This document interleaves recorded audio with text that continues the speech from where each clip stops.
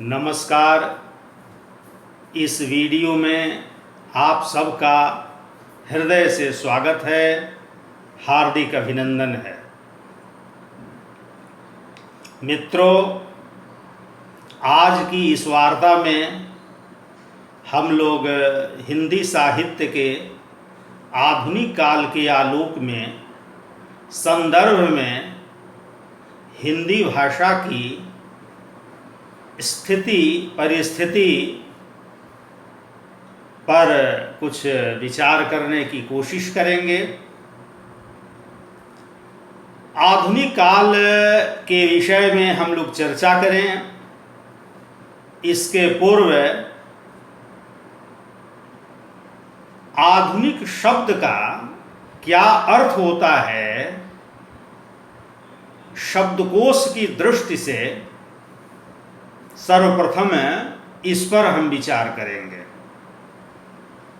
आधुनिक शब्द के अनेक अर्थ होते हैं। आजकल का, वर्तमान काल का, नए जमाने का, अभिनव, नूतन, नया, अर्वाचीन, अपुरातन, अधुनातन, सांप्रत काल, सांप्रतिक, modern, not ancient, recent, new, current. मतलब आधुनिक शब्द के अनेक अर्थ होते हैं और यही आधुनिक शब्द जब काल से जुड़ गया है तब आधुनिक काल शब्द की निर्मिति हुई है। डॉक्टर नगेंद्र द्वारा संपादित इतिहास पुस्तक में आधुनिक शब्द दो अर्थों, मध्यकाल से भिन्नता और नवीन इहलौकिक दृष्टिकोण को सूचित करता है। यानी यह आधुनिक काल जो शब्द है और इसमें जो आधुनिक शब्द है, यह नवीनता को सूचित करता है, नूतनता को सूचित करता है, मॉडर्निटी को सूचित करता है। जो नए जमाने की बातें हैं,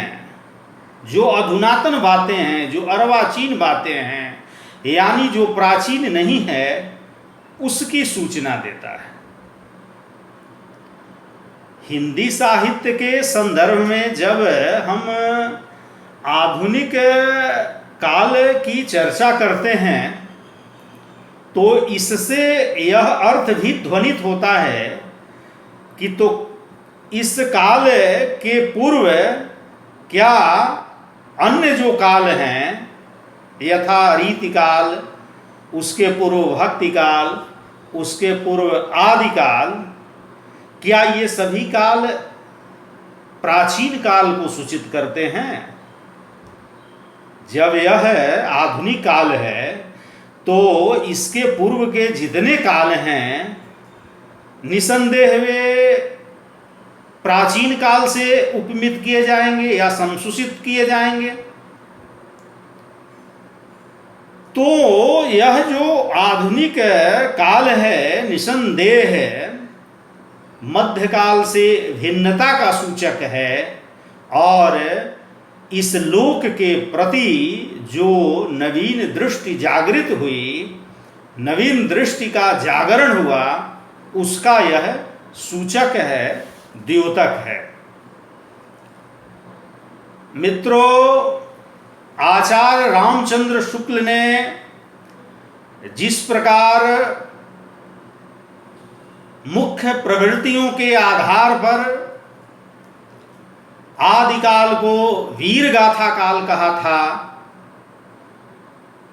पूर्व मध्यकाल को भक्ति काल कहा था, उत्तर मध्यकाल को रीति काल कहा था, उसी प्रकार उन्होंने आधुनिक काल को, समग्र आधुनिक काल को गद्य काल से उपमित किया था। मतलब साफ है कि आधुनिक काल की सर्वाधिक महत्वपूर्ण प्रवृत्ति गद्यात्मकता की है, गद्य की है। हम जानते हैं कि आधुनिक काल के पूर्व जो भी साहित्य रचा गया या जो भी साहित्य रचा जा रहा था वह सब पद्यात्मक था, पद्यबद्ध था। लेकिन जब आधुनिक काल की शुरुआत हुई तो पद्य तो ब्रजभाषा में रचे जा रहे थे, लेकिन अब गद्य के लिए धीरे धीरे एक नई भाषा का, एक नई बोलचाल की भाषा का आगमन हो रहा था। और वह आगमन भारतेंदु युग के पूर्व भी दिखाई देता है, और भारतेंदु युग में तो वह पूरी तरह साफ नजर आने लगता है। तो जो ये गद्यात्मकता है या जो गद्य का आगमन है, इसी को लक्षित करके आचार्य रामचंद्र शुक्ल ने समग्र आधुनिक काल को गद्य काल से उपमित किया था। हम जानते हैं कि हमारे यहाँ जो गद्य की परंपरा रही है वह या तो ब्रजभाषा गद्य की परंपरा रही है, या छिटफुट राजस्थानी गद्य की परंपरा रही है, कुछ खड़ी बोली हिंदी गद्य की भी परंपरा रही है। आचार्य रामचंद्र शुक्ल ने और आचार्य हजारी प्रसाद द्विवेदी ने, इन दोनों साहित्य के इतिहासकारों ने अपनी इतिहास पुस्तक में इस तथ्य की तरफ इशारा किया है। ब्रजभाषा गद्य की तरफ भी इशारा किया है, राजस्थानी गद्य की तरफ भी इशारा किया है, और खड़ी बोली गद्य की जो परंपरा है उसकी तरफ भी इन लोगों ने इंगित किया है। जैसे ब्रजभाषा गद्य की बात करें तो इसमें विठलनाथ का जो श्रृंगार रस मंडन ग्रंथ है उसका नाम लिया जाता है। उनके पहले किसी गोरखनाथी की कोई पुस्तक है जिसमें पूछिबा कहिबा जैसे शब्द हैं, और इन शब्दों को देख करके ऐसा लगता है कि वह जो कवि है वह राजस्थानी है। तो राजस्थानी भाषा का जो तेवर और मिजाज होता है वह उसके गद्य में दिखाई देता है। विठलनाथ के श्रृंगार रस मंडन पुस्तक के बाद 84 वैष्णवों की वार्ता और 200 वामन वैष्णवों की जो वार्ता नामक 2 पुस्तकें हैं जो गोसाई गोकुलनाथ द्वारा रची कही जाती हैं, उसमें ब्रजभाषा गद्य का नमूना हमें प्राप्त होता है। उसके बाद नाभादास जी का जो अष्टयाम है, पुनः उसके बाद जो वैकुंठ मणि शुक्ल का अगहन महात्म्य और वैशाख महात्म्य नामक पुस्तक है, उसमें भी ब्रजभाषा गद्य के कतिपय नमूने दिखाई देते हैं। तो इस प्रकार से ब्रजभाषा गद्य की एक महीन परंपरा ही सही वह दिखाई देती है। फिर सुरती मिश्र का जो साहित्य है उसमें भी कुछ ब्रजभाषा गद्य के नमूने दिखाई देते हैं। खड़ी बोली गद्य की तरफ जब हम इशारा करते हैं या जब हम दृष्टिपात करते हैं तो खड़ी बोली गद्य की भी कुछ हल्की फुल्की परंपरा हमें दिखाई देती है। जैसे आचार्य शुक्ल ने और आचार्य हजारी प्रसाद द्विवेदी ने, इन दोनों ने इंगित किया है कि भोज से लेकर के हमीर देव के समय तक जो अपभ्रंश भाषात्मक काव्य रचे गए उनमें कुछ खड़ी बोली गद्य के नमूने दिखाई देते हैं। पुनः जो संत कवि हमारे सामने आते हैं और संत कवियों की जो सधुकड़ी भाषा है उसमें भी खड़ी बोली गद्य के नमूने दिखाई देते हैं। आदिकाल में तो हम लोगों ने अमीर खुसरो की कविताओं में खड़ी बोली के नमूने देख ही चुके हैं, तो खड़ी बोली गद्य का भी कुछ नमूना यत्र तत्र हमें दिखाई पड़ता है। उसके बाद आप राम प्रसाद निरंजनी के गद्य को देखें। जैसा कि हम जानते हैं कि राम प्रसाद निरंजनी पटियाला दरबार में कथावाचक थे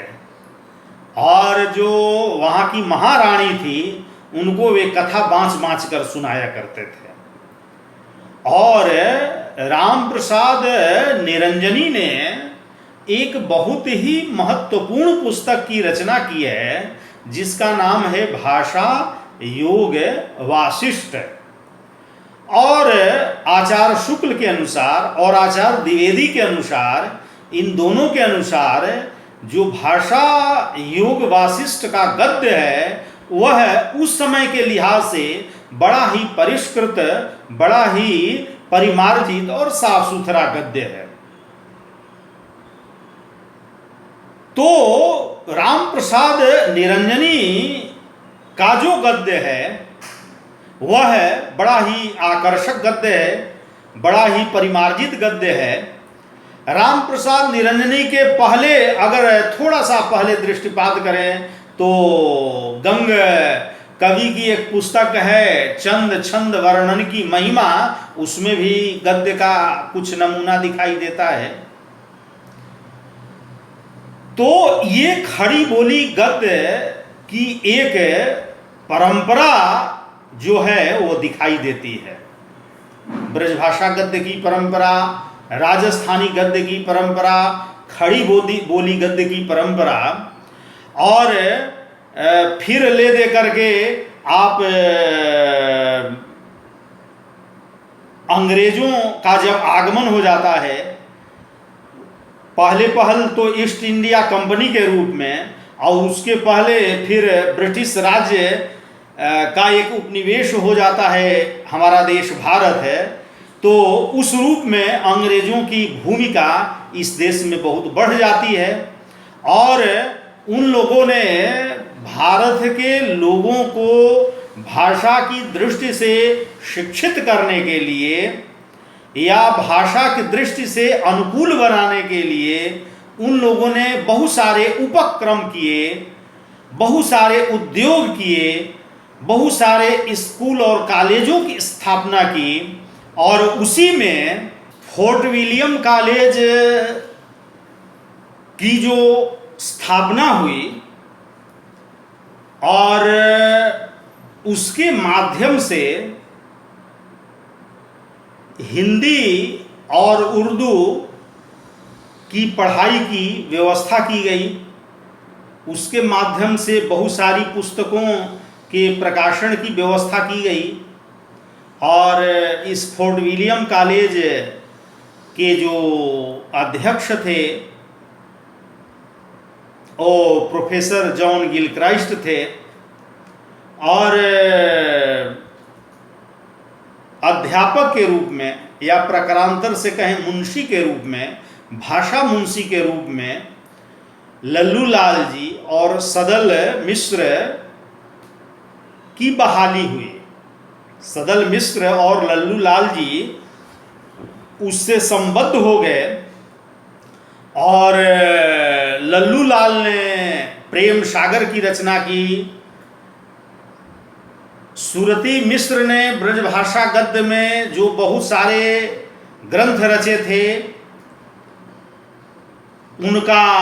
हिंदी गद्य में अनुवाद किया। सिंहासन बतीसी, बैताल पचीसी, माधोनल और बहुत सारी जो पुस्तकें हैं उसका हिंदी गद्य में अनुवाद किया। सदल मिश्र ने नासिकेतोपाख्यान की रचना की। इन दोनों के पहले सदा सुखलाल नियाज ने गदा ज्ञानोपदेश की एक पुस्तक की रचना की थी और सुख सागर की भी उन्होंने रचना की थी। फिर इंसा अल्लाह खान ने उदय भान चरित अथवा रानी केतकी की रचना की थी, रानी केतकी की कहानी की रचना की थी। तो मैं इस संदर्भ में कह रहा हूं कि जो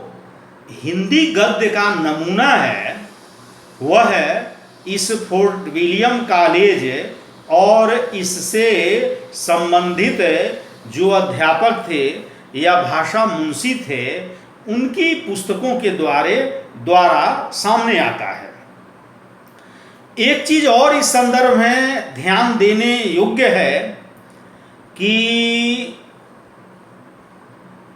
जब मुगल शासन का ध्वंस हो गया, मुगल साम्राज्य का खात्मा हो गया, तो दिल्ली सत्ता का केंद्र रहा और वहाँ बहुत सारे कवि, व्यापारी, कलावंत, शायर बहुत सारे लोग थे। और उस सत्ता के ध्वंस के बाद वे सारे लोग इधर उधर विस्थापित हुए, तितर बितर हो गए। और बाद में जब ईस्ट इंडिया कंपनी की स्थापना हुई और ईस्ट इंडिया कंपनी ने कई जगहों यथा पटना, लखनऊ, मुर्शिदाबाद, काशी, प्रयाग इन सारी जगहों को राजधानी के रूप में विकसित किया, तो दिल्ली में रहने वाले जो व्यापारी थे या जो कलावंत थे या जो कवि शायर थे या जो खड़ी बोली हिंदी गद्य के प्रयोक्ता थे वो इधर उधर बिखर गए, वे इधर उधर विस्थापित हो गए, इधर उधर जाकर के अपने कार्यों में रत हो गए। तो उनके साथ साथ उनकी भाषा भी गई और उनकी जो भाषा थी वह हिंदी गद्य, खड़ी बोली हिंदी गद्य भाषा थी और इस तरह से उस भाषा का प्रचार होते चला गया। हम जानते हैं कि जब ईस्ट इंडिया कंपनी के रूप में, व्यापारी के रूप में अंग्रेजों का भारत में आगमन हुआ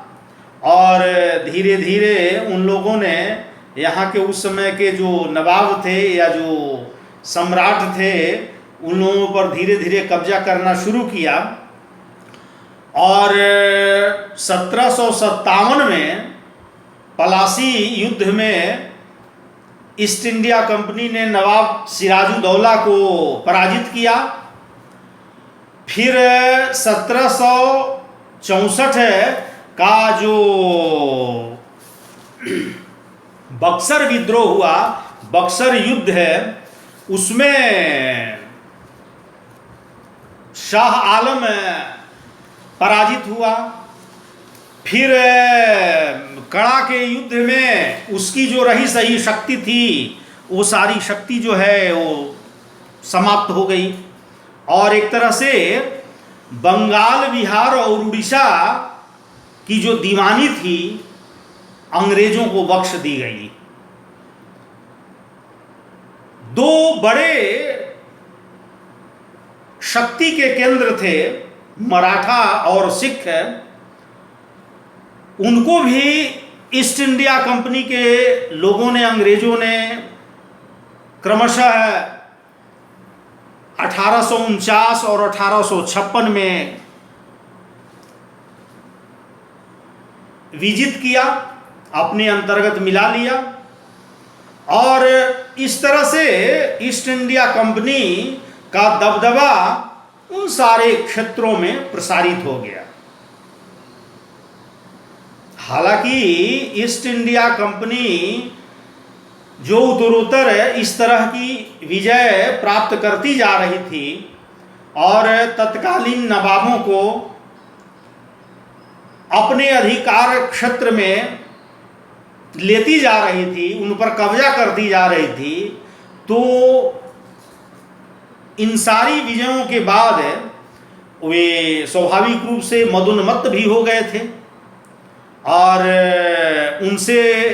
या उनकी नीतियों से असंतुष्ट होकर के देशी राजाओं ने एकजुट होकर के 1857 ईस्वी में व्यापक स्तर पर विद्रोह किया। ईस्ट इंडिया कंपनी के प्रति एक व्यापक विद्रोह, जन विद्रोह सामने आता है और उसको लक्षित करके ईस्ट इंडिया कंपनी का जो शासन था उसको ब्रिटिश साम्राज्य में बदल दिया जाता है और भारत ब्रिटिश साम्राज्य का एक उपनिवेश बना दिया जाता है। तो ये कुछ राजनीतिक परिस्थितियां थी जिनकी चर्चा मैं कर रहा था और ये चर्चा इसलिए की गई कि किस प्रकार से ईस्ट इंडिया कंपनी व्यापारी बनकर के आती है और किस तरह से उसने यहाँ के नवाबों पर, यहाँ के सम्राट पर या यहाँ की जो भी व्यवस्था थी उस पर यह कंपनी कब्जा कर लेती है और धीरे धीरे असंगठित जो विभिन्न नवाब थे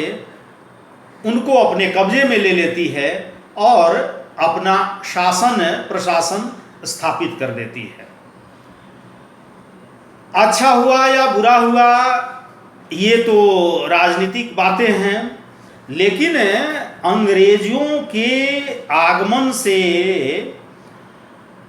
एक स्थिति जरूर बनी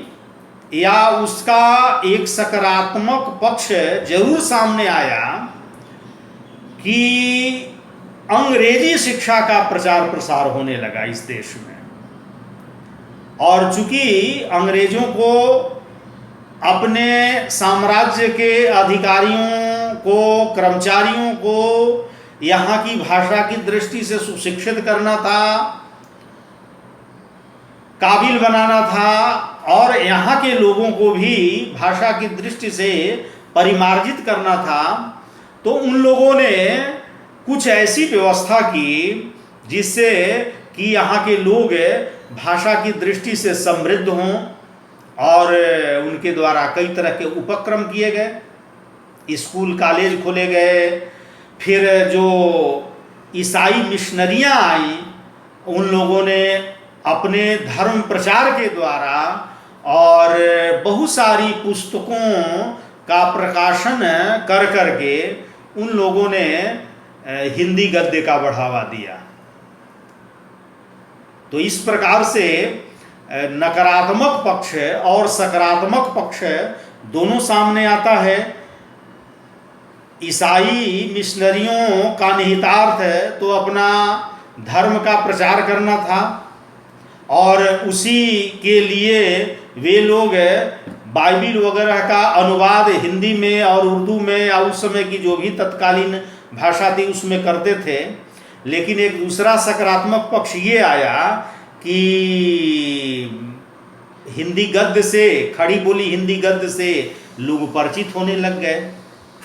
और ये जो ईसाई मिशनरी आई और उनके साथ उनका जो धर्म प्रचार कार्य आया और उनके द्वारा जो बहुत सारी पुस्तकों का प्रकाशन किया गया, स्कूल कॉलेजों की स्थापना की गई और व्यापक पैमाने पर ईसाई धर्म का प्रचार प्रसार शुरू हुआ और उसके द्वारा भारतीयों को कई तरह से दिग्भ्रमित किया जाने लगा। तो भारत के बहुत सारे ऐसे व्यक्ति आए जो बाद में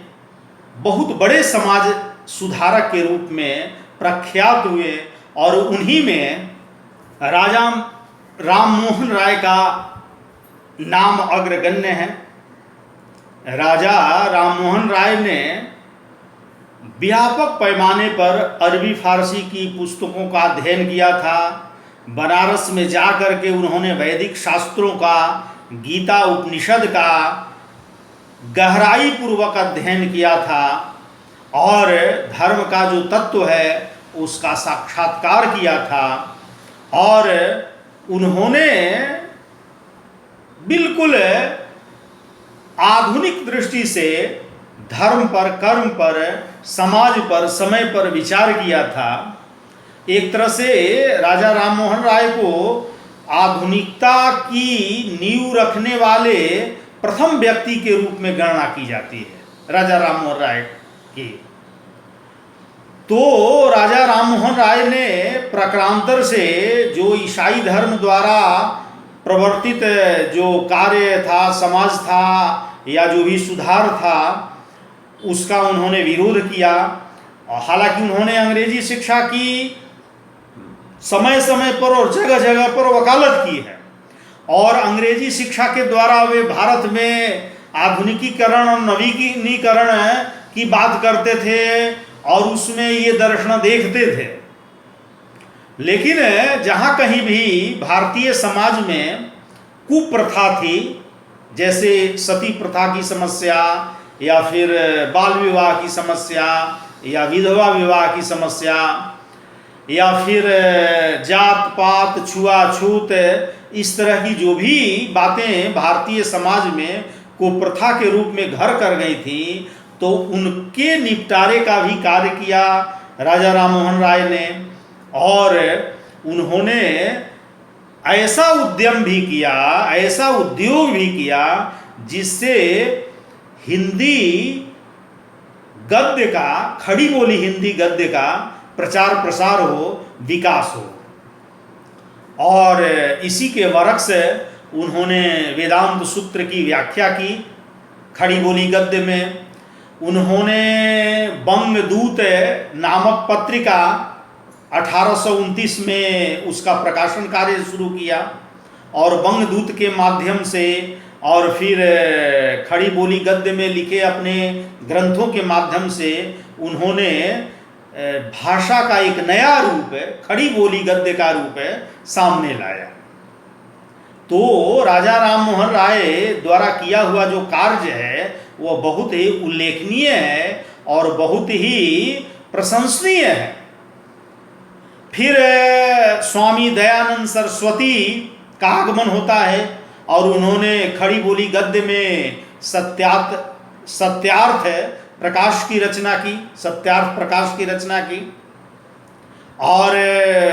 बहुत जगह जा जा करके अपने व्याख्यानों के द्वारा, वक्तव्यों के द्वारा, भाषणों के द्वारा लोगों में जन जागरण का अभियान शुरू किया। उसके बाद हम देखते हैं कि श्रद्धाराम फिलौरी जैसे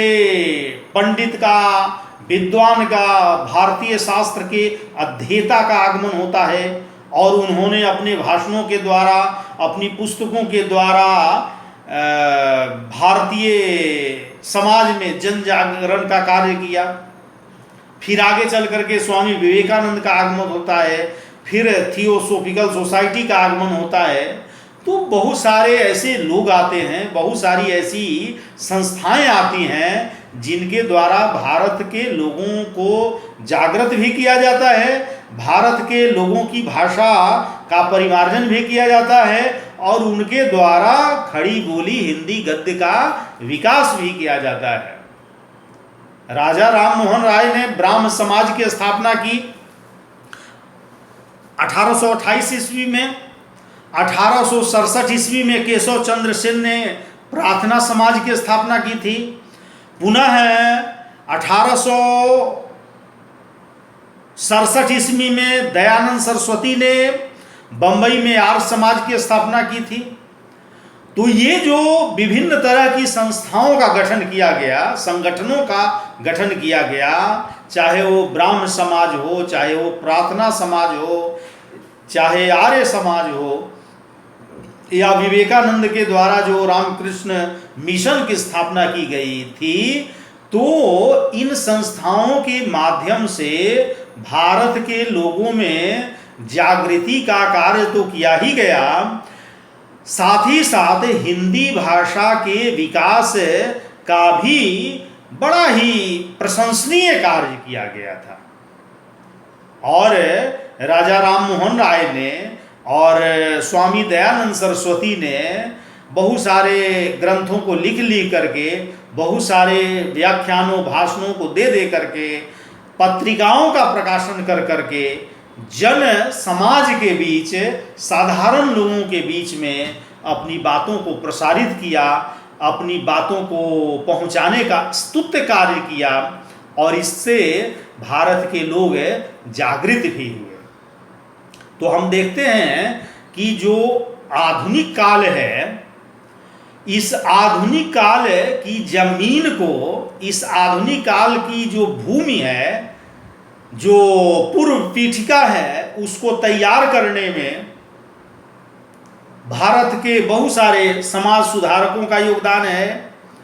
उसमें ईसाई मिशनरियों का भी योगदान है। उसमें ईसाई मिशनरियों के द्वारा जो धर्म प्रचार का कार्य किया गया या पुस्तकों का प्रकाशन किया गया,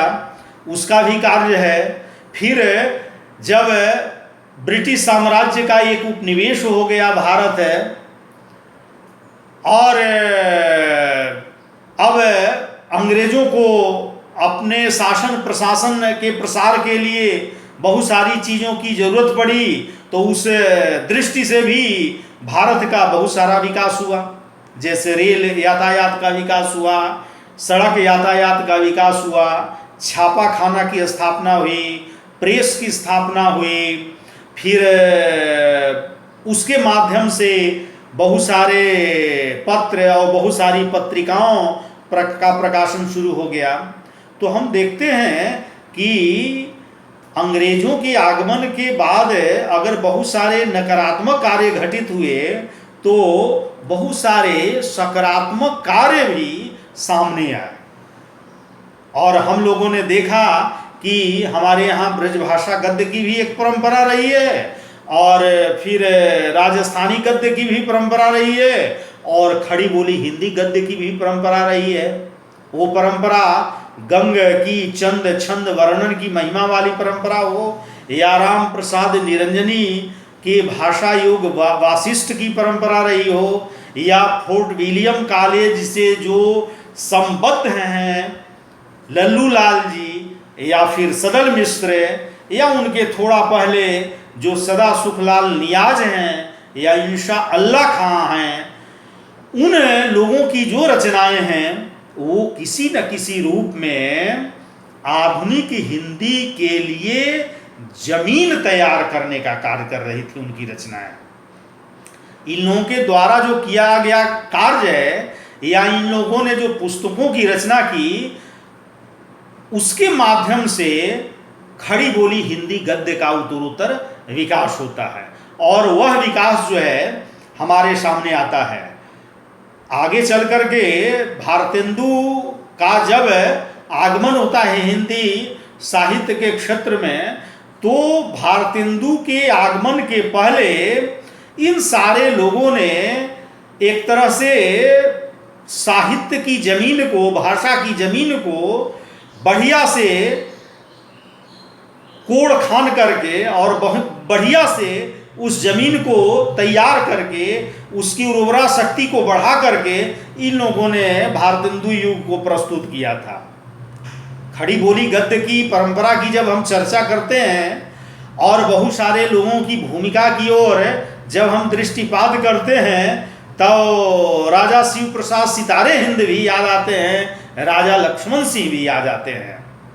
यूँ राजा शिव प्रसाद सितारे हिंद के विषय में कहा जाता है कि वे प्रारंभ में, शुरू में तो हिंदी के हिमायती थे, खड़ी बोली हिंदी गद्य के हिमायती थे,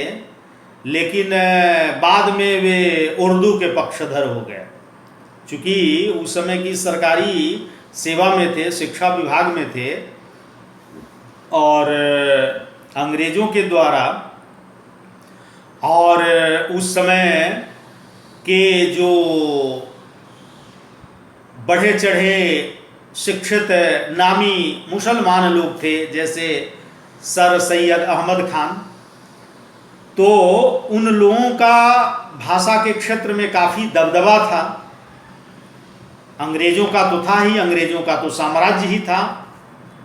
और बहुत सारे मुस्लिम लोग तो शुरू से ही हिंदी के विरोधी थे और उर्दू को मुख्य धारा में लाने के लिए वो बराबर वे सारे लोग प्रयत्नशील रहते थे। तो राजा शिव प्रसाद सितारे हिंद शुरू में हिंदी के पक्षधर थे, लेकिन कालांतर में वे उर्दू के पक्षधर हो गए और उन्होंने बहुत सारी ऐसी पुस्तकों की रचना की जिसमें हिंदी को शुरू में प्रश्रय दिया गया था और बाद में उनकी जो किताबें रची गई, पुस्तकें रची गई, वे उर्दू को प्रश्रय देती हुई जान पड़ती हैं। और उन्होंने एक पत्र का भी प्रकाशन किया था जिसका नाम बनारस अखबार है। बनारस से उसका प्रकाशन शुरू हुआ था। फिर राजा शिव प्रसाद सितारे हिंद की नीति को देख करके एक तरह से उनके विरोध में राजा लक्ष्मण सिंह का आगमन होता है और उन्होंने हिंदी के पक्ष में अपना मुहिम खड़ा किया, अपना मुहिम शुरू किया और उन्होंने भी आगरा से प्रजा हितैषी नामक अखबार निकाला। तो एक तरफ हम देखते हैं कि बहुत सारे स्कूल कॉलेज की स्थापना किए गए, स्कूल कॉलेजों की स्थापना हुई और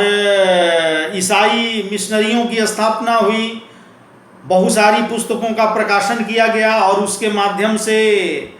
जो मुख्य कार्य थे वो तो किए ही गए, लेकिन भाषा विकास का ही कार्यक्रम हुआ। और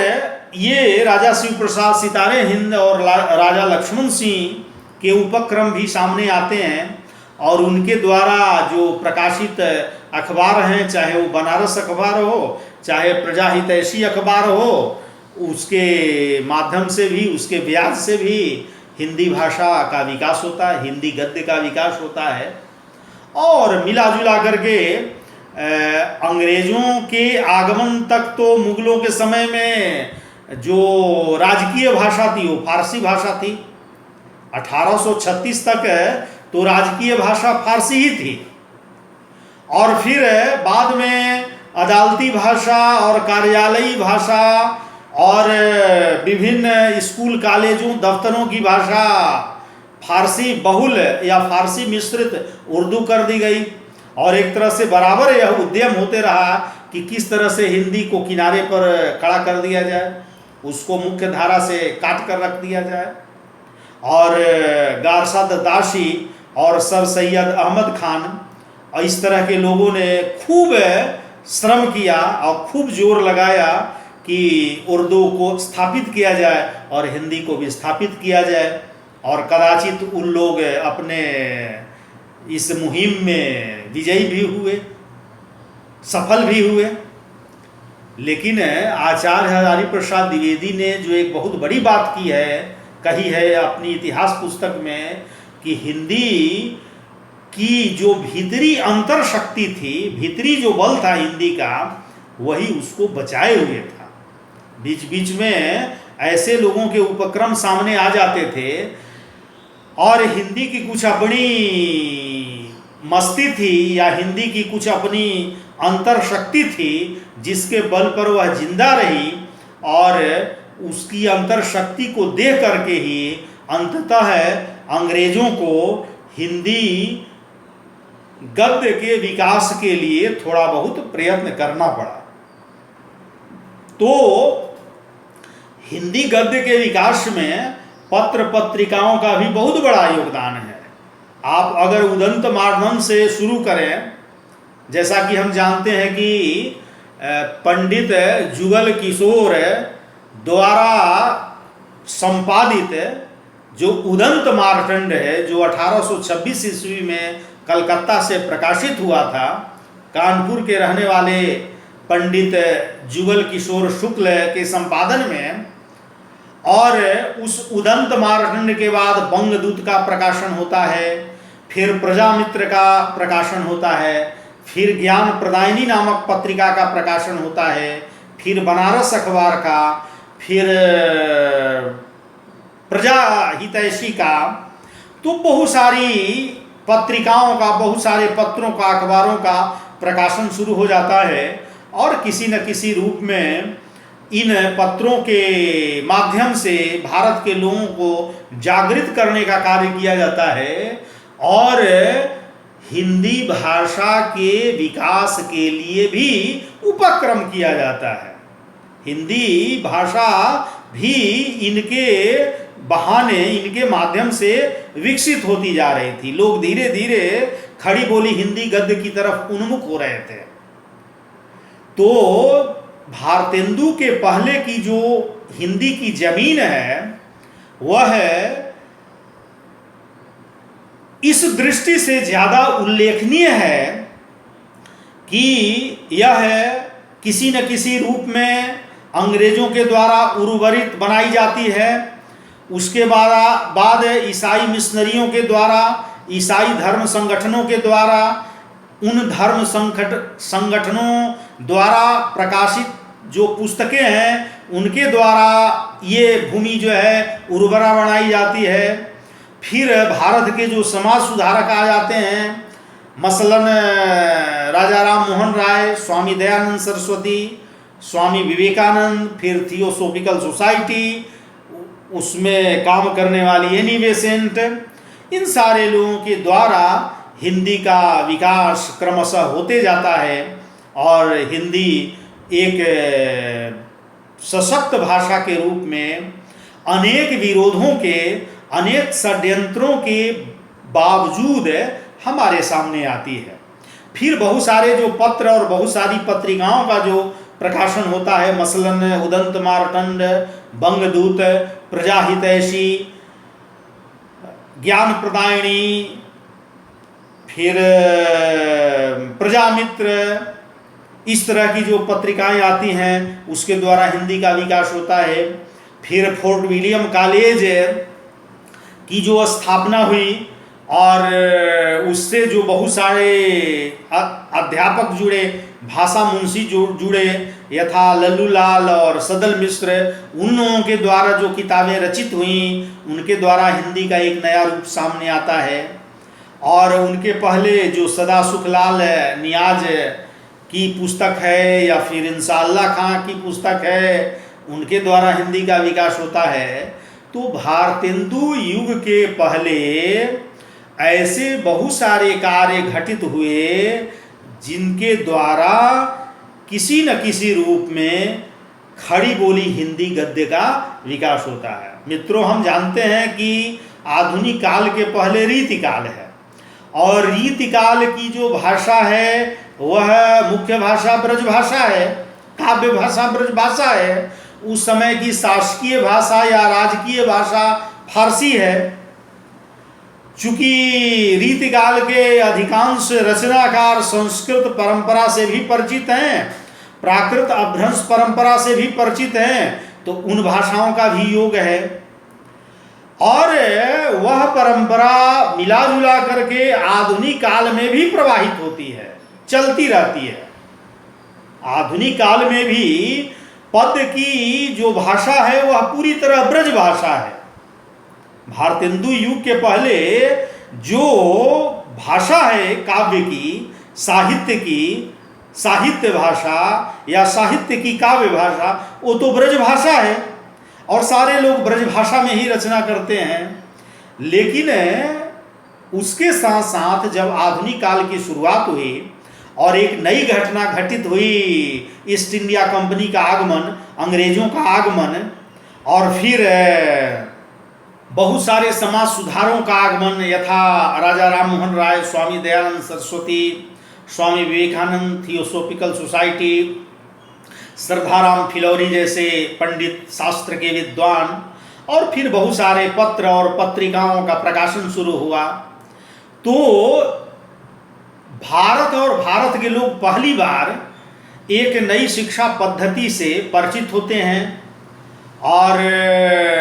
एक नई बात घटित होती है। रेल यातायात का विकास होता है, सड़क यातायात का विकास होता है, प्रेस की स्थापना होती है, छापा खाना लग जाते हैं, उनसे पुस्तकों का मुद्रण शुरू हो जाता है,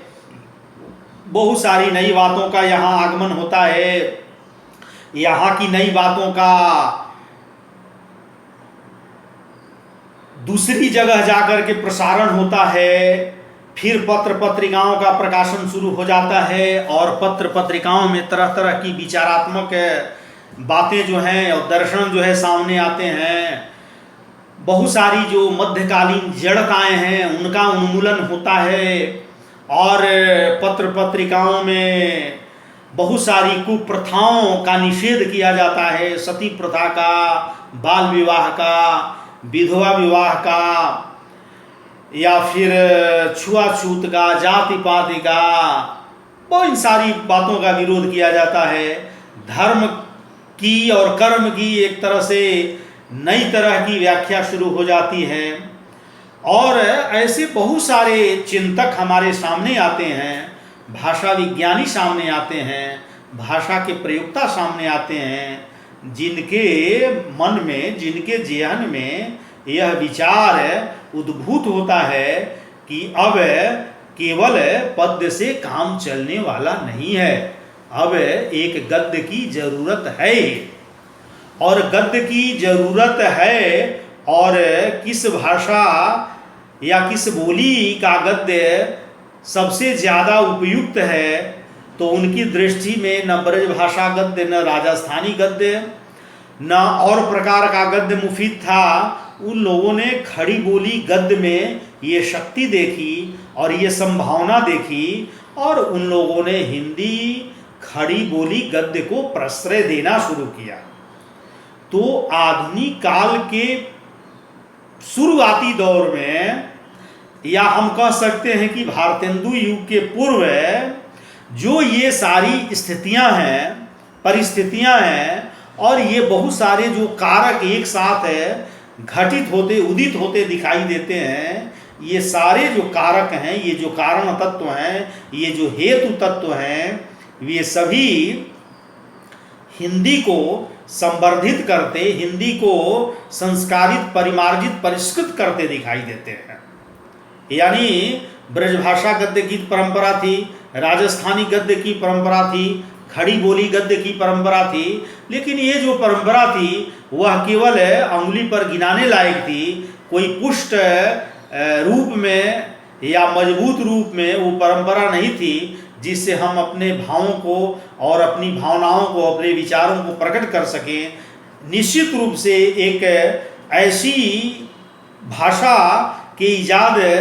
की बात दिमाग में उठ रही थी और तब तक अंग्रेजों का आगमन हो जाता है, ईस्ट इंडिया कंपनी के रूप में पहले और फिर ब्रिटिश साम्राज्य के रूप में, जब भारत उपनिवेश बन जाता है और उनके द्वारा बहुत सारे जो विकासात्मक कार्य होते हैं, उनके द्वारा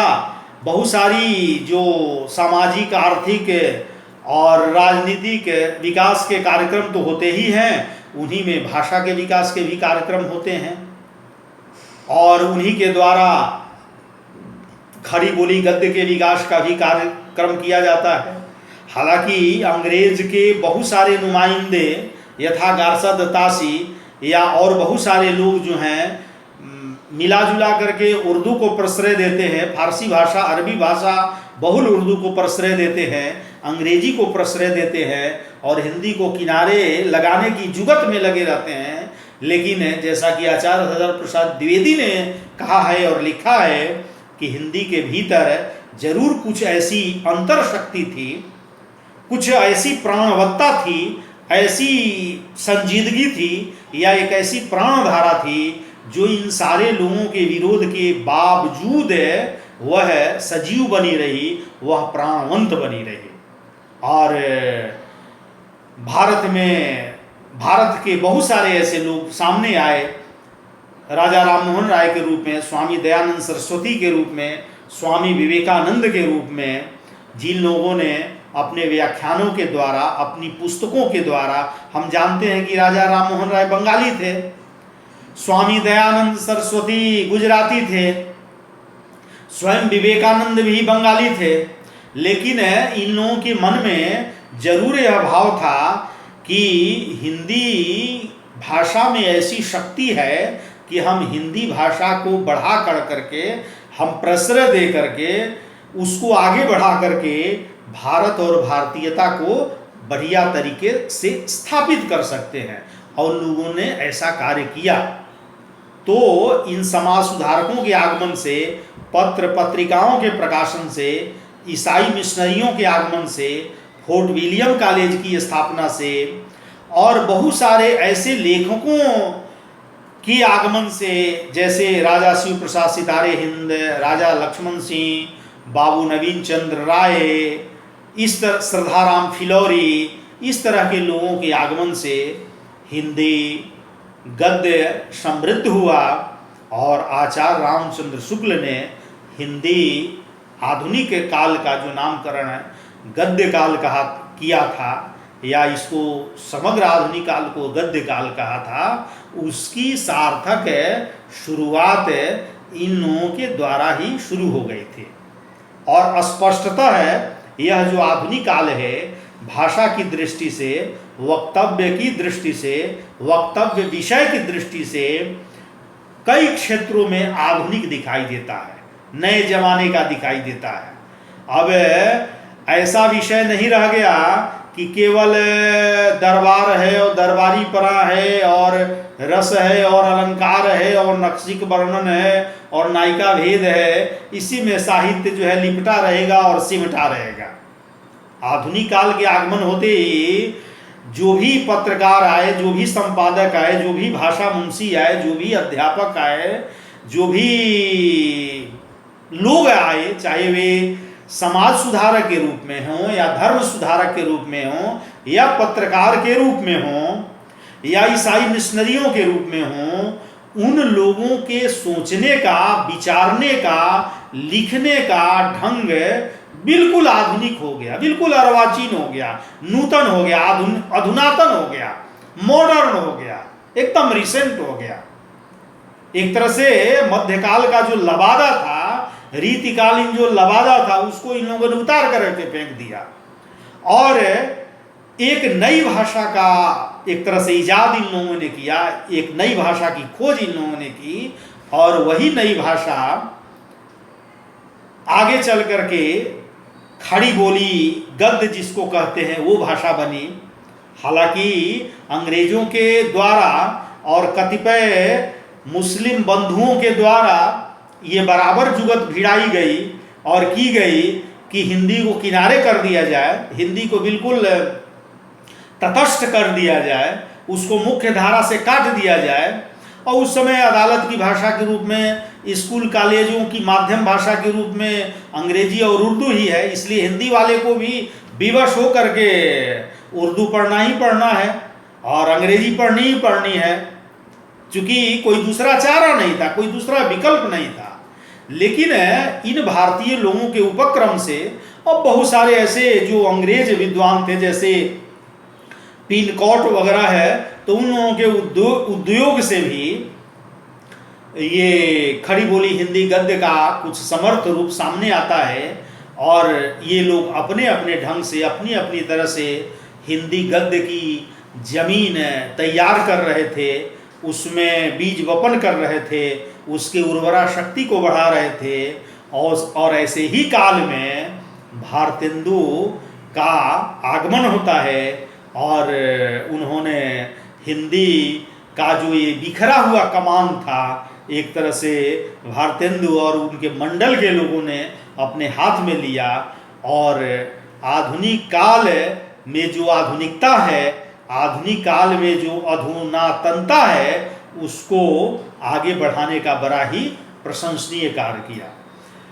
मित्रों, आज की इस वार्ता में हम लोगों ने कई मोड़ों, कई पड़ावों, कई चौक चौराहों पर जो हिंदी का विविध रूप था उसके दर्शन किए और कई प्रकार के कारकों के द्वारा हिंदी के विकास का, हिंदी के प्रसार का जो कार्य किया गया उसकी चर्चा हम लोगों ने की और हम लोगों ने देखा कि ईस्ट इंडिया कंपनी के आगमित होते ही और एक तरह से मुगल शासन प्रशासन के ध्वंस होते ही, उनकी सत्ता की समाप्ति होते ही कई तरह की नई बातों से, कई तरह की नवीन बातों से भारत और भारत के लोग परिचित हुए और इस राजनीतिक ताने बाने के साथ ही ईसाई मिशनरियां आ जाती हैं। ईसाई मिशनरियों के कई प्रकार के संगठन आ जाते हैं, उनके द्वारा कई तरह के राजनीतिक, आर्थिक, सामाजिक, धार्मिक कार्य होने शुरू हो जाते हैं। बहुत सारी पुस्तकों का प्रकाशन शुरू हो जाता है और इस देश की जो भाषाएं थीं, चाहे वो उर्दू हो चाहे हिंदी हो, उनमें उन सारी चीज़ों का प्रकाशन शुरू हो जाता है। एक बात ये थी कि चूंकि ईस्ट इंडिया कंपनी या ब्रिटिश साम्राज्य और उसके जो भी अमले फैले आए, कर्मचारी आए, पदाधिकारी आए, तो यहाँ की भाषा से उनको परिचित होना था। तो उन लोगों ने ऐसा उद्योग किया, ऐसा उपक्रम किया कि यहाँ की जो भाषा थी, चाहे वो उर्दू हो चाहे खड़ी बोली हिंदी गद्य हो, उसका विकास किया जाए, उसको प्रसारित किया जाए। और इसके लिए उन्होंने स्कूल खोले, इसके लिए कॉलेज खुले और अपने प्रशासन के विस्तार के लिए उन्होंने रेल यातायात, सड़क यातायात का प्रबंध किया, छापाखाना की स्थापना की, प्रेस की स्थापना की, मुद्रण यंत्र को जगह जगह स्थापित किया और उसके द्वारा धड़ल्ले से पुस्तक प्रकाशन का कार्य शुरू हो गया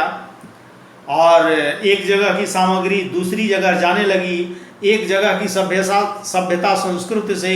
दूसरी जगह की सभ्यता संस्कृति से लोग परिचित होने लगे। फोर्ट विलियम कॉलेज की स्थापना हुई, उसमें बहुत सारे ऐसे अध्यापक नियुक्त किए गए, भाषा मुंशी नियुक्त किए गए, जिनके द्वारा खड़ी बोली हिंदी गद्य का विकास शुरू हुआ, प्रचार प्रसार शुरू हुआ, लोग उस भाषा से, उस गद्य से परिचित होते गए। ईसाई मिशनरियों के धर्म प्रचार कार्य से बहुत सारे भारतीयों को ईसाई बनाने का उपक्रम किया जा रहा था। उसके विरोध में भारतीय धर्म के अनेक प्रस्तोता सामने आते हैं, अनेक समाज सुधारक सामने आते हैं, जो एक तरफ भारतीय धर्मशास्त्र की वकालत करते हैं और दूसरी तरफ भारतीय समाज में जो फैली हुई कुप्रथा थी, समस्या थी, उसके खात्मा का उपक्रम करते हैं। और ऐसे में राजा राममोहन राय, स्वामी दयानंद सरस्वती, स्वामी विवेकानंद जैसे लोगों का, श्रद्धाराम फिलौरी जैसे लोगों का, बाबू नवीन चंद्र राय जैसे लोगों का आगमन होता है और उन लोगों ने ग्रंथ लिख करके, पत्र पत्रिकाओं का प्रकाशन कर करके हिंदी गद्य के विकास का कार्य शुरू किया। उसके बाद राजा शिव प्रसाद सितारे हिंद जैसे लोग आते हैं और फिर राजा लक्ष्मण सिंह जैसे लोग आते हैं। इन लोगों ने भी अपने अपने ढंग से हिंदी के विकास का उपक्रम किया और ये सारे उपक्रम जो है किसी न किसी रूप में नई चीज को सामने ला रहे थे, नए जमाने की जो अंगड़ाइयाँ थी उसको सामने आ रहे थे। जो नया दर्शन था, नया विचार था, नई बातें थी, उसको ये सामने ला रहे थे। और इसमें जो एक भाषा का नया पक्ष था, खड़ी बोली हिंदी गद्य का, उसको भी मजबूत बनाने का इन लोगों ने बड़ा ही साहसिक कार्य किया। और एक तरह से ये लोग अपने अपने ढंग से हिंदी की जमीन को उर्वरा बना रहे थे, समृद्ध बना रहे थे, उसमें ऐसा बीज वपन कर रहे थे अपने ग्रंथों के द्वारा, अपने पत्र और अपनी पत्रिकाओं के द्वारा, अपने कार्यों के द्वारा, अपने व्याख्यानों के द्वारा, अपने वक्तव्यों के द्वारा, कि जो आने वाला समय था जिसको आगे चल कर के भारतेंदु युग कहा गया, उसके लिए एक बनी बनाई जमीन मिली प्रकाशित पत्र मिले, पत्रिकाएं भी मिली, एक परंपरा मिली, भाषा विकास की बातें सामने आई, और इस तरह से हिंदी का जो यह रथ है, जो हिंदी गद्य का रथ है, खड़ी बोली हिंदी गद्य का रथ है, वह इन मोड़ों, पड़ावों, चौक चौराहों से होते हुए भारतेंदु युग तक आता है। और इस रथ को फिर नए तरीके से, बड़े मजबूत तरीके से भारतेंदु हरिश्चंद्र ने आगे बढ़ाना शुरू किया। और फिर हम लोग अगली वार्ता में जब भारतेंदु युग पर चर्चा करेंगे तो हिंदी के विकास की स्थिति परिस्थिति को एक बार फिर अवलोकित करने की कोशिश करेंगे, उपक्रम करेंगे। बहरहाल आप लोगों को सादर नमस्कार, बहुत बहुत धन्यवाद।